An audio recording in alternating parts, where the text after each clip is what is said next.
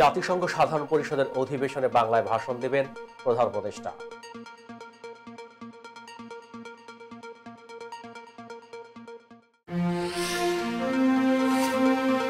আবু সাইদ হত্যাকাণ্ড ছিল আন্দোলনের গেম চেঞ্জিং মুহূর্ত বলেন উপদেষ্টা নাহিদ ইসলাম।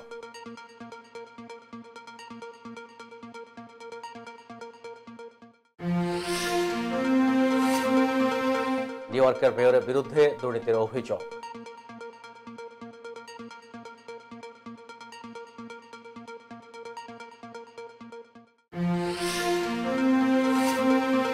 জাপানের নতুন প্রধানমন্ত্রী হলেন সাবেক প্রতিরক্ষা মন্ত্রী শিগেরু ইশিবা।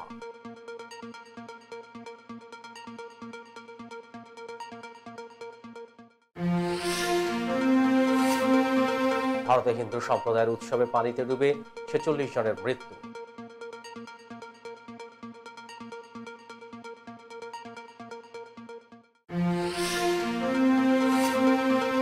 সাকিবের এক পুত্রের জন্মদিনে আরেক পুত্রের শুভেচ্ছা।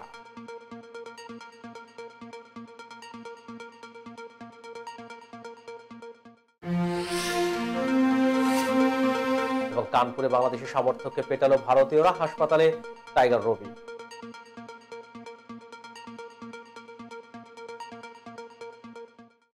আসসালামু আলাইকুম, সবাইকে স্বাগত জানাচ্ছি মিলেনিয়াম টিভিএস এর প্রতিদিনের বাংলা সংবাদে। আপনাদের সাথে রয়েছে আব্দুল্লাহ হাদি। দেখছিলেন সংবাদ শিরোনাম, এবারে বিস্তারিত। প্রথমেই বাংলাদেশ প্রসঙ্গ।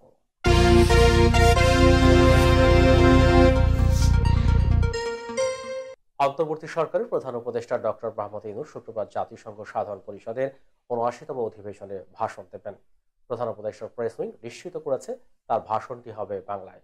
সরকার প্রধান হিসেবে জাতিসংঘে এটি হবে তার প্রথম ভাষণ। রাষ্ট্রীয় সংবাদ মাধ্যম বাসস বলছে, জাতিসংঘ সদর দপ্তরের জেনারেল অ্যাসেম্বলি হলে সাধারণ আলোচনায় প্রধান উপদেষ্টা তার ভাষণে বৈষম্য বিরোধী ছাত্র আন্দোলনের প্রেক্ষাপট এবং এর মাধ্যমে বাংলাদেশের সংগঠিত যুগান্তকারী পরিবর্তনের কথা তুলে ধরবেন। পাশাপাশি কি পরিস্থিতিতে তিনি সরকার পরিচালনার দায়িত্বভার গ্রহণ করেছেন এবং পরিবর্তিত সময়ে রাষ্ট্র কাঠামো পুনর্গঠনের জন্য অন্তর্বর্তী সরকার গৃহীত সংস্কার কার্যক্রম, রোহিঙ্গা সংকট, জলবায়ু পরিবর্তন, সরকারের অন্তর্ভুক্তিমূলক অর্থনৈতিক উন্নয়ন এবং অন্যান্য বৈশ্বিক ও আঞ্চলিক বিষয়ে তার ভাষণে স্থান পাবে বলে ধারণা করা হচ্ছে। প্রধান উপদেষ্টার প্রেস সচিব শফিকুল আলমকে উদ্ধৃত করে বাসস বলেছে, প্রধান উপদেষ্টা ডক্টর ইউনূসের ভাষণটি হতে যাচ্ছে যুগান্তকারী একটি ভাষণ এবং এটি বিশ্ববাসীর মনোযোগ আকর্ষণ করতে সক্ষম হবে বলে তিনি আশা করছেন। প্রেস সচিব জানান, নোবেল বিজয়ী ডক্টর ইউনূস বাংলায় ভাষণ দেবেন। নেদারল্যান্ডসের দ্য হেগের আন্তর্জাতিক অপরাধ আদালত আইসিসির প্রধান কৌশলী করিম খানের সঙ্গে বৈঠক করেছেন বাংলাদেশের অন্তর্বর্তী সরকারের প্রধান উপদেষ্টা ডক্টর মোহাম্মদ ইউনূস। বৈঠকে বাংলাদেশে গত জুলাই আগস্টে সংঘটিত গণহত্যা নিয়ে আলোচনা হয়। যুক্তরাষ্ট্রের নিউ ইয়র্কে জাতিসংঘের সাধারণ পরিষদের বার্ষিক অধিবেশনের ফাঁকে বৈঠকটি অনুষ্ঠিত হয়। বাংলাদেশের অন্তর্বর্তী সরকারের প্রধান উপদেষ্টার ভেরিফাইড ফেসবুক পেজে দেওয়া পোস্টে এই তথ্য জানানো হয়। ফেসবুক পোস্টে বলা হয়, বৈঠকে রোহিঙ্গা গণহত্যার অভিযোগে মামলা নিয়ে আলোচনা হয়। এছাড়া বাংলাদেশে গত জুলাই আগস্ট মাসে গণ অভ্যুত্থান চলাকালে যে গণহত্যার ঘটনা ঘটেছে সেসব ঘটনায় অপরাধীদের বিরুদ্ধে মানবতা বিরোধী অপরাধের মামলা করার উপায় ও পদ্ধতি নিয়ে আলোচনা হয়েছে। রোহিঙ্গা সংকট মোকাবেলায় প্রধান উপদেষ্টার প্রস্তাবিত ৩ দফার প্রশংসা করেছেন আইসিসি প্রধান কৌশলী করিম খান। এছাড়াও চলতি বছরের শেষে আন্তর্জাতিক অপরাধ আদালতের প্রধান প্রসিকিউটর করিম এ খান বাংলাদেশ সফরে আসছেন। বৃহস্পতিবার নিউ ইয়র্কের জাতিসংঘ সদর দপ্তরে সংস্থাটির সাধারণ পরিষদের সাইড লাইনে প্রধান উপদেষ্টা ডক্টর মোহাম্মদ ইউনূসের সঙ্গে সাক্ষাতে তিনি একথা জানান। গণহত্যাকারীদের এদেশে রাজনীতি করার অধিকার নেই বলে মন্তব্য করেছেন জামায়াতে ইসলামের আমির ডাক্তার শফিকুর রহমান। আজ শুক্রবার সকালে খুলনা সোনাডাঙ্গার আল ফারুক সোসাইটিতে মহানগর জামাত আয়োজিত রোকন সম্মেলনে তিনি এ মন্তব্য করেন। বর্তমান সরকার সংস্কার ও নির্বাচনের রোডম্যাপ ঘোষণার আহ্বান জানিয়ে জামাতের আমির বলেন, রাজনৈতিক দলসহ সকল স্টেক হোল্ডারের সাথে আলোচনা সাপেক্ষে সংস্কার ও নির্বাচনের রোডম্যাপ তৈরি করে যৌক্তিক সময়ের মধ্যে গ্রহণযোগ্য নির্বাচন দিয়ে সম্মানের সাথে সরকারকে বিদায় নিতে হবে। প্রধান অতিথির বক্তব্যে শফিকুর রহমান আরো বলেন, গণহত্যাকারীদের রাজনীতি করার অধিকার নেই, কেননা রাজনীতি করতে হবে দেশের মানুষের আকাঙ্ক্ষাকে ধারণ করে, বাইরের কারো সাহায্য নিয়ে নয়। তারা যেন রাজনীতিতে ফিরতে না পারে এই বিষয়ে সকলকে সজাগ থাকতে হবে। শিক্ষা সংস্কার কমিশনের বিষয়ে জামাতের আমির বলেন, শিক্ষা সংস্কার কমিশনে আল্লাহকে স্বীকার করেন না এমন লোকদের অন্তর্ভুক্ত করা হয়েছে। শিক্ষা সংস্কার কমিশনে কমপক্ষে একজন আলিয়া ও একজন কওমি নেসাবের আলমকে অন্তর্ভুক্ত করতে হবে। মিডিয়ার বিদ্রোহের বিষয়ে সঠিক তথ্য জাতির সামনে উন্মোচিত করতে হবে। নির্দোষদের মুক্তি দিতে হবে, দোষীদের দিতে হবে শাস্তি। আবু সাইদ হত্যাকাণ্ড আন্দোলনের জন্য গেম চেঞ্জিং মুহূর্তে পরিণত হয় বলে মন্তব্য করেছেন অন্তর্বর্তীকালীন সরকারের ডাক, টেলিযোগাযোগ ও তথ্য প্রযুক্তি মন্ত্রণালয় এবং তথ্য ও সম্প্রচার মন্ত্রণালয়ের উপদেষ্টা নাহিদ ইসলাম। চলতি সেপ্টেম্বরে তথ্য প্রযুক্তি মন্ত্রণালয়ের নিজ দপ্তরে মার্কিন সাময়িকী টাইমসকে দেওয়া এক সাক্ষাৎকারে তিনি কথা বলেন। মঙ্গলবার মার্কিন সাময়িকী টাইমস সাক্ষাৎকারটি প্রকাশ করে। টাইমকে তিনি বলেন, হাসিনা রক্তচোষা ও সাইকোপ্যাথ বা মানসিকভাবে অসুস্থ। 16 জুলাই আবু সাইদ নামের এক ছাত্র নিহত হন। পুলিশের সামনে 2 হাত প্রসারিত করে বুক টান করে দাঁড়ালে গুলিবিদ্ধ হয়ে তিনি মারা যান। নাহিদ আরো বলেন, সেই হত্যাকাণ্ড আন্দোলনের জন্য গেম চেঞ্জিং মুহূর্তে পরিণত হয়। ছাত্র আন্দোলন দ্রুত দেশ জুড়ে জনসংখ্যার একটি বড় অংশের সমর্থন পায়। এই আন্দোলন দেশের মানুষকে দুর্নীতিগ্রস্ত সরকার, ক্রমবর্ধমান দ্রব্যমূল্যের ঊর্ধ্বগতি এবং ক্রমবর্ধমান স্বৈরাচারী শাসনের বিরুদ্ধে তাদের ক্ষোভ প্রকাশ করার একটি সুযোগ করে দেয়। দ্রুতই আন্দোলনকারীদের দৃষ্টি পড়ে সাবেক প্রধানমন্ত্রী শেখ হাসিনার উপর। 5 আগস্ট লাখো ছাত্র জনতা ঢাকায় শেখ হাসিনার বাসভবনের দিকে যাত্রা শুরু করলে তিনি হেলিকপ্টারে পাশের দেশ ভারতে পালিয়ে যান। এখনো সে দেশেই নির্বাসিত রয়েছেন তিনি। এই উপদেষ্টা বলেন, কেউ ভাবেনি তার উৎখাত হবে। দর্শক, মিডিয়াম টিভিএস এর প্রতিদিনের বাংলা সংবাদের পর্যায়ে ছোট্ট একটি বিরতি, সঙ্গে থাকুন।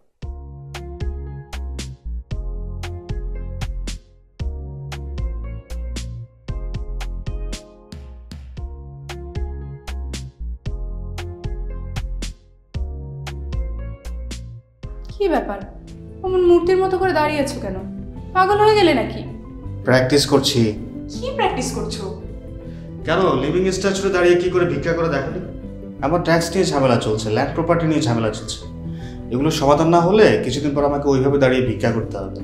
তাই এখন থেকে দাঁড়িয়ে প্র্যাকটিস করছি। আহা, এত চিন্তা করছো কেন? লিগ্যাল নেটওয়ার্ক ইন্টারন্যাশনাল আছে না? Legal network international? হ্যাঁ, কিছুদিন আগে ইন্স্যুরেন্স দিয়ে সম্পভাবিদের একটা ঝামেলা হলো না? লিগ্যাল নেটওয়ার্কের মাধ্যমেই তো সেটা সমাধান হলো। শুধু ইন্স্যুরেন্সই না ভাবি, criminal case, immigration, tax, divorce, housing সংক্রান্ত যে কোনো লিগেল সমস্যার সমাধান পেয়ে যাবেন লিগেল নেটওয়ার্কে। যুক্তরাষ্ট্রের 50টি স্টেটে যে কোনো প্রান্তে যে কোনো লিগেল সহায়তা দিতে কিন্তু আমাদের সঙ্গে আছে লিগেল নেটওয়ার্ক ইন্টারন্যাশনাল।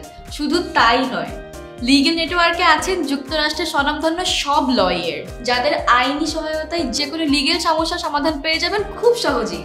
তাহলে দেরি কেন? এখনই চলো লিগ্যাল নেটওয়ার্কে।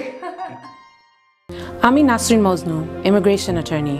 I was born and raised here in New York City. I have been working at various immigration firms since I was a teenager, including with my father. I'm passionate and dedicated about immigration. I am committed to provide my clients with nothing but the best. আমরা asylum office, immigration court সহ যুক্তরাষ্ট্রের 50টি state ও বাংলাদেশ কনসুলেটে আপনাদের আইনগত সহায়তার নিশ্চয়তা দিচ্ছি। Please come and take advantage of our excellent legal services. Our initial consultations are always free. বরেণ্য অভিনেতা আবুল হায়াত একজন স্বাস্থ্য সচেতন মানুষ। একদিন শুটিংয়ে হঠাৎ অসুস্থ হয়ে হতাশায় ভোগেন। সবাই ব্যস্ত, এখন আমার সেবা করবে কে? কেন? নিউ ইয়র্কে গোল্ডেন এজ হোম কেয়ার আছে না, আপনাদের হতাশা দুশ্চিন্তা দূর করে সুস্থ করে তোলে যাদের অঙ্গীকার। সঠিক সময়ে সঠিক সেবা দেওয়ার বিশ্বস্ত প্রতিষ্ঠানের নাম golden age home care. Golden age home care New ইয়র্কবাসীর পূর্ণ আস্থার জায়গা। দর্শক, আবারও স্বাগত মিডিয়াম টিভিএস এর প্রতিদিনের বাংলা সংবাদে। দেখছিলেন বাংলাদেশ প্রসঙ্গ। প্রায় 6 বছর পরে দেশে ফিরেছেন দৈনিক আমার দেশ পত্রিকার সম্পাদক মাহমুদুর রহমান। আজ শুক্রবার সকালে তুরস্ক থেকে তিনি হযরত শাহজালাল আন্তর্জাতিক বিমানবন্দরে এসে পৌঁছান। এ সময় সহকর্মী ও শুভাকাঙ্ক্ষীরা তাকে অভ্যর্থনা জানান।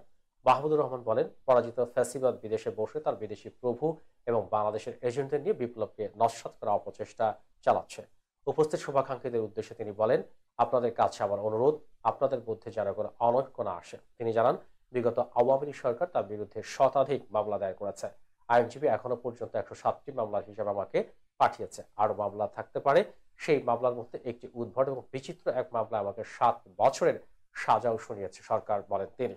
তিনি আরো বলেন, গত 16 বছর ধরে ফ্যাসিবাদী সরকার বিরুদ্ধে আমি আমার মতো করে ব্যক্তিগত পর্যায় থেকে লড়াই করে গেছি। রাজনৈতিক দল বিএনপি জামায়াত তাদের মতো করে লড়াই করেছে, আমি লড়াই করেছি আমার মতো করে, আমার দেশ পরিবারকে সঙ্গে নিয়ে। দর্শক, এবার দেখবেন যুক্তরাষ্ট্র সংবাদ।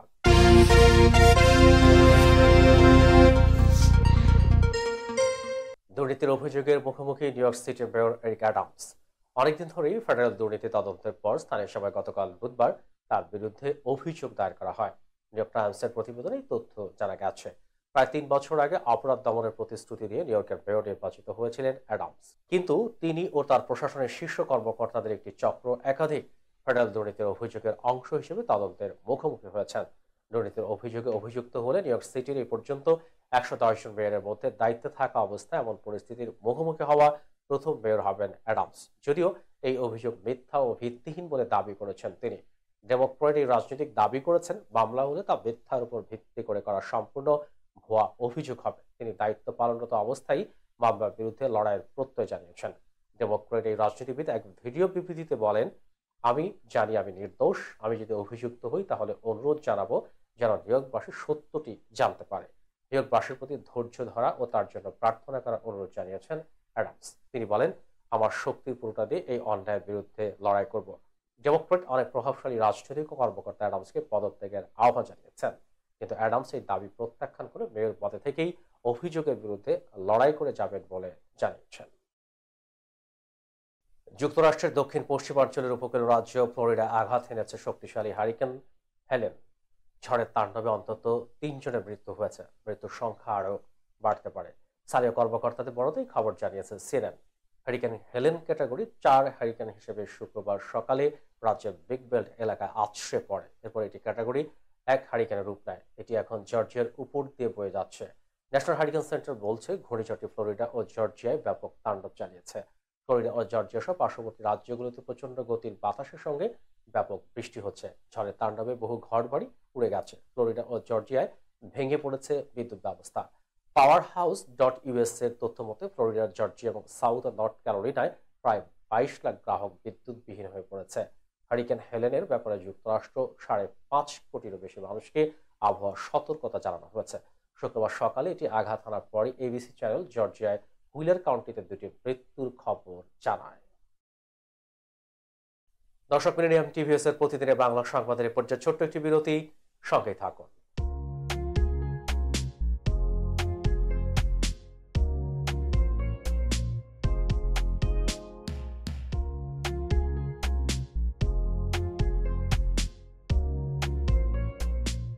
কি ব্যাপার, অমন মূর্তির মতো করে দাঁড়িয়ে আছো কেন?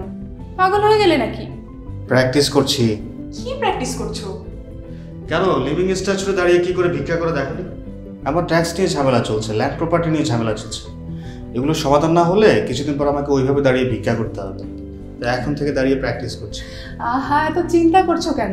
লিগ্যাল নেটওয়ার্ক ইন্টারন্যাশনাল আছে না? Legal network international? হ্যাঁ, কিছুদিন আগে ইন্স্যুরেন্স দিয়ে সম্পভাবীদের একটা ঝামেলা হলো না? লিগ্যাল নেটওয়ার্কের মাধ্যমেই তো সেটা সমাধান হলো।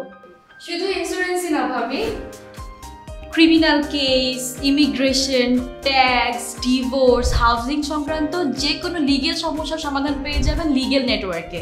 যুক্তরাষ্ট্রের 50টি স্টেটে যে কোনো প্রান্তে যে কোনো লিগেল সহায়তা দিতে কিন্তু আমাদের সঙ্গে আছে লিগেল নেটওয়ার্ক ইন্টারন্যাশনাল। শুধু তাই নয়, লিগেল নেটওয়ার্কে আছেন যুক্তরাষ্ট্রের স্বনামধন্য সব লয়ার, যাদের আইনি সহায়তায় যে কোনো লিগেল সমস্যার সমাধান পেয়ে যাবেন খুব সহজেই। তাহলে দেরি কেন? এখনই চলো লিগ্যাল নেটওয়ার্কে। I'm Nasrin Mosnu, immigration attorney. I was born and raised here in New York City. I have been working at various immigration firms since I was a teenager, including with my father. I'm passionate and dedicated about immigration. I am committed to provide my clients with nothing but the best. আমরা asylum office, immigration court সহ যুক্তরাষ্ট্রের 50টি state এবং বাংলাদেশ কনসুলেটে আপনাদের আইনগত সহায়তার নিশ্চয়তা দিচ্ছি। Please come and take advantage of our excellent legal services. Our initial consultations are always free. বরেণ্য অভিনেতা আবুল হায়াত একজন স্বাস্থ্য সচেতন মানুষ। একদিন শুটিংয়ে হঠাৎ অসুস্থ হয়ে হতাশায় ভোগেন। সবাই ব্যস্ত, এখন আমার সেবা করবে কে? কেন নিউ ইয়র্কে গোল্ডেন এজ হোম কেয়ার আছে না, আপনাদের হতাশা দুশ্চিন্তা দূর করে সুস্থ করে তোলে যাদের অঙ্গীকার। সঠিক সময়ে সঠিক সেবা দেওয়ার বিশ্বস্ত প্রতিষ্ঠানের নাম golden age home care. Golden age home care New ইয়র্কবাসীর পূর্ণ আস্থার জায়গা।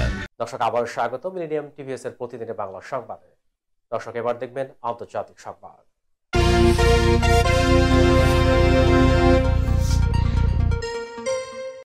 জাপানের ক্ষমতাসীন দল লিবারাল ডেমোক্রেটিক পার্টি এলডিপির আইন প্রণেতাদের ভোটে দলের নেতা হিসেবে নির্বাচিত হয়েছেন সাবেক প্রতিরক্ষা মন্ত্রী শিগেরু ইশিবা। তিনিই হতে চলেছেন দেশটির পরবর্তী প্রধানমন্ত্রী। কট্টর জাতীয়তাবাদী ও সাবেক প্রধানমন্ত্রী শিনজো আবের শিষ্য হিসেবে বিবেচিত সানাই তাকাইচিকে পরাজিত করে দলের নেতা হয়েছেন ইশিবা। জয়ী হলে জাপানের প্রথম নারী প্রধানমন্ত্রী হতেন তাকাইচি। প্রথম পর্যায়ে 9 প্রার্থীর মধ্যে শীর্ষস্থান দখল করেন এই দুইজন। আজ রান অফ ভোটে 215 বনাম 194 ভোটে জয়ী হলেন ইশিবা। টোকিওতে এলডিপি সদর দপ্তরে ভোটের ফল ঘোষণার পর ইশিবা হাসি মুখে চোখ থেকে চশমা খুলে ফেলেন। এরপর তার অশ্রু মাখা চোখ মুছে বারবার জাপানি কায়দায় মাথা নত করে তাকে শুভেচ্ছা জানাতে আসা দলের সহযোগীদের প্রতি কৃতজ্ঞতা ও সম্মান জানান তিনি। এক সংক্ষিপ্ত বক্তব্যে তিনি বলেন, আমি মানুষের উপর আস্থা রাখতে চাই, সাহসিকতা ও আন্তরিকতার সঙ্গে সত্য বলতে চাই। এই দেশকে নিরাপদ ও সুরক্ষিত রাখতে চাই, যাতে আবারও সবাই হাসি মুখে এখানে বসবাস করতে পারেন। পূর্ব ভারতের বিহার রাজ্যে হিন্দু ধর্মাবলম্বীদের প্রাচীন উৎসব জীবিত পুত্রিকা পালনের সময় নদী এবং পুকুরে পবিত্র গোসল করতে গিয়ে অন্তত 46 জনের মৃত্যু হয়েছে। বৃহস্পতিবার বিহারের সরকারি একজন কর্মকর্তা এই তথ্য জানিয়ে বলেছেন, নিহতদের মধ্যে 37 জন শিশু, 7 জন নারী রয়েছেন। গত 24 ঘন্টায় রাজ্যের বিভিন্ন এলাকায় পানিতে ডুবে তাদের প্রাণহানি ঘটেছে। বিহারের দুর্যোগ ব্যবস্থাপনা বিভাগের একজন কর্মকর্তা ফরাসি বার্তা সংস্থা এএফপিকে বলেছেন, সাম্প্রতিক বন্যায় বিহারের বিভিন্ন নদী ও পুকুরে পানি বৃদ্ধি পেয়েছিল। এসব জলাশয়ে ধর্মীয় উৎসবের অংশ হিসেবে গোসল করতে নেমেছিলেন হিন্দু সম্প্রদায়ের লোকজন। তখন আলাদা আলাদা স্থানে 46 জন পানিতে ডুবে মারা যান। নাম প্রকাশ না করার শর্তে ডিএমডির ওই কর্মকর্তা আরো বলেন, এই উৎসব উদযাপনের জন্য গোসল করার সময় লোকজনকে নদী ও পুকুরের পানির বিপজ্জনক স্তরের বিষয়ে সতর্ক করে দেওয়া হলেও তারা তা উপেক্ষা করেছেন। বিহার রাজ্যে 15টি জেলা জুড়ে মঙ্গলবার থেকে এইসব মানুষের ডুবে যাওয়ার ঘটনা রেকর্ড করা হয়েছে। দর্শক, এবার দেখবেন প্রতিনিধি সংবাদ।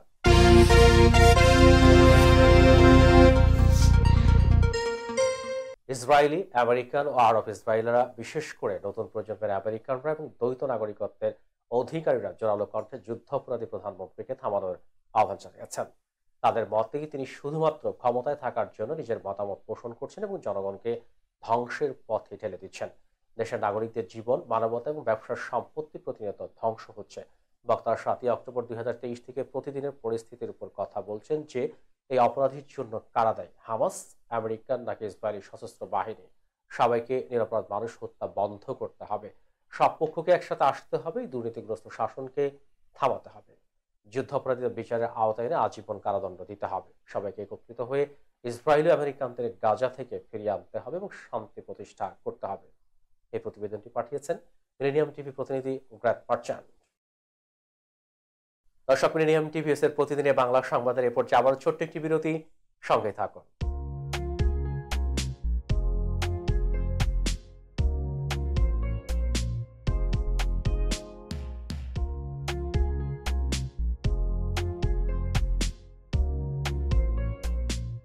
কি ব্যাপার, অমন মূর্তির মতো করে দাঁড়িয়ে আছো কেন?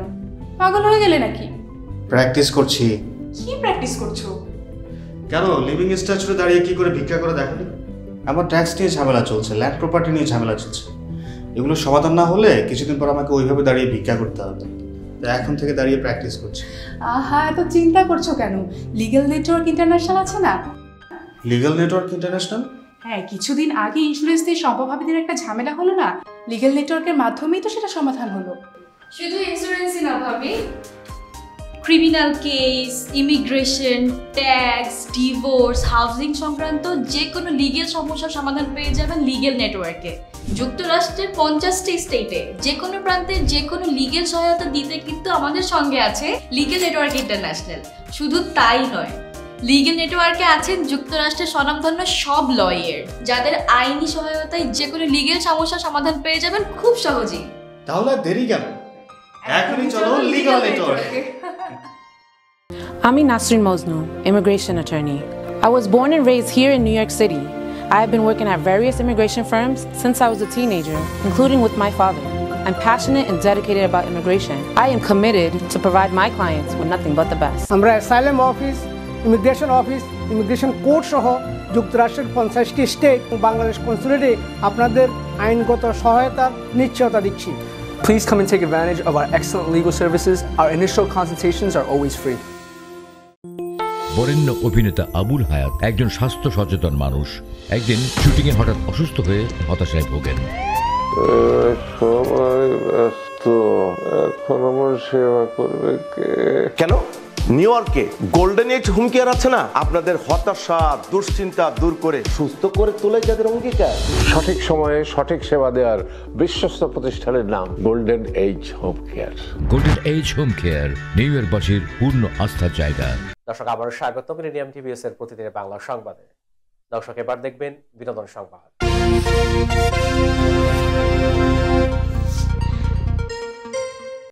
ঢালিউড সুপারস্টার শাকিব খান ও জনপ্রিয় অভিনেত্রী অপু বিশ্বাসের ছেলে আব্রাহাম খান জয়ের জন্মদিন আজ। 2016 সালের 27 সেপ্টেম্বর কলকাতায় জন্ম নেন শাকিব অপু পুত্র। শুক্রবার জয়ের জন্মদিন। বিশেষ এই দিনটিকে কেন্দ্র করে ইতিমধ্যেই শুভেচ্ছায় ভাসছেন এই স্টার কিড। এদিকে জয়ের জন্মদিনে শাকিব খানের আরেক পুত্র শেহজাদ খান বীর জন্মদিনে শুভেচ্ছা জানিয়েছে। সামাজিক মাধ্যম ফেসবুকে বুবলির পেজ থেকে বীরের একটি ভিডিও পোস্ট করা হয়েছে। সেখানে শেহজাদ খানকে বলতে শোনা যায়, হ্যাপি বার্থডে জয় ভাইয়া, I love you so much. বুবলির পোস্ট করা ওই ভিডিওর নিচে একজন লিখেছেন, মাশাআল্লাহ, আলহামদুলিল্লাহ বীর বাবা, বুবলি আপনাকে অন্তরের অন্তঃস্থল থেকে ধন্যবাদ জানাই, আর আপনার পরিবারকে যারা আল্লাহর রহমতে আপনাকে ভদ্রতা সামাজিকতা শিখিয়েছে। অন্যকে সম্মান শ্রদ্ধা করা সবার আসে না, সবাইকে আল্লাহ তাআলা দেয় না, আলহামদুলিল্লাহ। এর নামই শিক্ষা।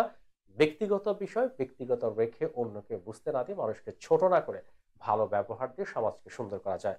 জাযাকাল্লাহ খায়রান বীর বাবা, তোমার জন্য ও তোমার মায়ের জন্য। কলকাতার জনপ্রিয় অভিনেত্রী স্বস্তিকা মুখার্জি টেক্কাস সিনেমার প্রচার অনুষ্ঠানে গিয়ে বন্ধু সৃজিত মুখোপাধ্যায়ের সঙ্গে অতীত সম্পর্ক নিয়ে খোলাখুলি মন্তব্য করেন তিনি। আর স্বস্তিকা সেই মন্তব্য নিয়েই সামাজিক যোগাযোগ মাধ্যমে ভক্ত অনুরাগীদের মাঝে কটাক্ষের শিকার হয়েছেন। এমনকি অভিনেত্রীকে এটাও শুনতে হয়েছে যে টেক্কার প্রমোশনের জন্যই তিনি নাকি আরজিকর আন্দোলনে যোগ দিয়েছেন। এবার সেসব সমালোচকদের জবাব দিলেন স্বস্তিকা মুখার্জি। সামাজিক যোগাযোগ মাধ্যমে এক পোস্ট দিয়ে স্বস্তিকা লিখেছেন, আজ আর কোনো তথ্য পাওয়া গেল আমার ব্যাপারে।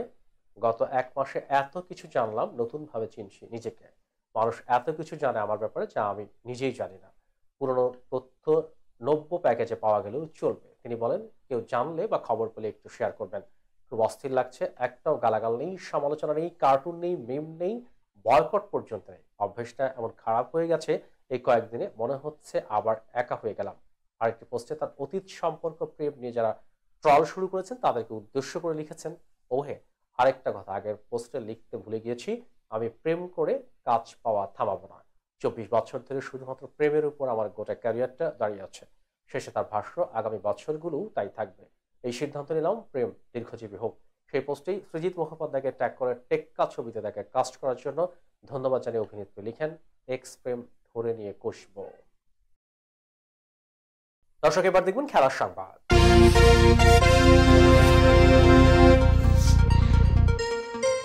ভারতের কানপুরের গ্রিন পার্ক স্টেডিয়ামে বাংলাদেশ ভারত দ্বিতীয় টেস্ট চলাকালে ঘটল অনাকাঙ্ক্ষিত এক ঘটনা। শুক্রবার বাংলাদেশের জনপ্রিয় সমর্থক টাইগার রবিকে ভারতীয় সমর্থকরা মারধর করে। ম্যাচের শুরু থেকেই ভারতীয় সমর্থকরা রবিকে অকথ্য ভাষায় গালাগালি করতে থাকে। পরিস্থিতি বেগতিক দেখে রবি গ্যালারির এক কোণে চলে গেলেও শেষ পর্যন্ত রক্ষা পাননি। প্রথম সেশনের খেলা শেষে নিচে নামার সময় তাকে মারধর করা হয়, যা রবিকে হতবাক করে দেয়। স্থানীয় পুলিশ এসে রবিকে উদ্ধার করে প্রাথমিক চিকিৎসা দেয় এবং দ্রুত তাকে হাসপাতালে দেওয়া হয়। পুলিশের মতে তার পাঁজরের নিচের অংশে আঘাত লেগেছে। রবির জন্য এই ঘটনা প্রথম নয়, আগেও চেন্নাই টেস্টে ভারতীয় সমর্থকদের বিদ্রুপের মুখে পড়েছিলেন তিনি। ঘটনার পর গণমাধ্যমে রবির তিক্ত অভিজ্ঞতা প্রকাশ পায়। তিনি বলেন, ভারত কখনো বাংলাদেশের বন্ধু নয় বরং শত্রু। ভারতের সমর্থকদের আচরণে তিনি ক্ষুব্ধ এবং আফগানিস্তানকে সমর্থন করা অনেক ভালো বলে উল্লেখ করেন। তবু তিনি ঘোষণা দেন যে কোনো পরিস্থিতিতেই লাল সবজির পতাকা ওড়াতেই থাকবেন, এমনকি গুলিও তাকে থামাতে পারবে না। সংবাদ শেষ করার পূর্বে শিরোনামগুলো আরো একবার। জাতিসংঘ সাধারণ পরিষদের অধিবেশনে বাংলায় ভাষণ দেবেন প্রধান উপদেষ্টা।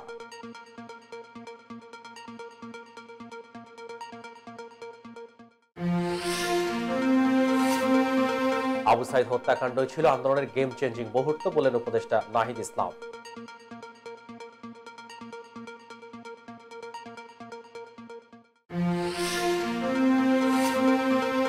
নিউ ইয়র্কের মেয়রের বিরুদ্ধে দুর্নীতির অভিযোগ।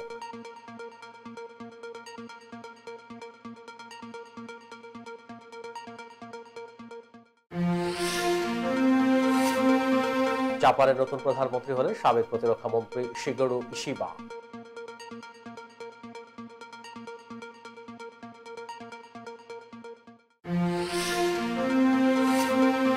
ভারতে হিন্দু সম্প্রদায়ের উৎসবে পানিতে ডুবে 46 জনের মৃত্যু।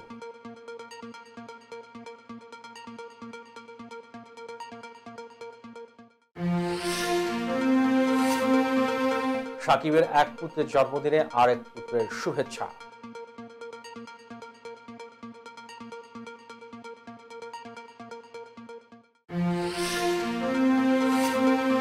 এবং কানপুরে বাংলাদেশি সমর্থককে পেটালো ভারতীয়রা, হাসপাতালে টাইগার রবি।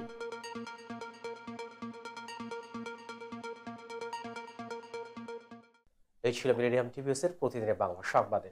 মিলেনিয়াম সংবাদ দেখতে লগ ইন করুন আমাদের সামাজিক যোগাযোগের সাইট facebook.com/millenniumtvs বাংলা এবং youtube.com/officialmillenniumtv। এছাড়াও সংবাদের সর্বশেষ আপডেট জানতে ভিজিট করুন আমাদের ওয়েবসাইট www.millenniumtvs.com এবং www.millenniumtv.org। প্রিয় দর্শক, মিলেনিয়াম টিভি দেখুন সকল Android phone, iOS, Apple TV, Amazon fire TV, roku TV এবং সকল স্মার্ট টিভিতে। এছাড়াও মিলেনিয়াম টিভি দেখতে পাবেন সমস্ত ইউরোপীয় দেশ এবং অস্ট্রেলিয়া স্কাই নেটওয়ার্কে, বিশ্বব্যাপী জাদু টিভি, রেডিয়েন্ট আইপি টিভি, বিশ্বব্যাপী জাগো বিডি নেটওয়ার্ক এবং বিশ্বব্যাপী হরাইজন স্যাটেলাইটে। আপনারা যেখানেই থাকুন ভালো থাকুন, সুস্থ থাকুন, মিলেনিয়াম টিভির সাথেই থাকুন। আল্লাহ হাফেজ।